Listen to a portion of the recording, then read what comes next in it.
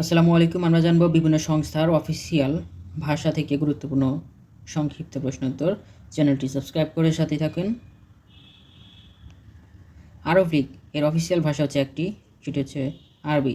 বিশ্বব্যাংকের অফিসিয়াল ভাষা একটি, সেটি হচ্ছে ইংরেজি।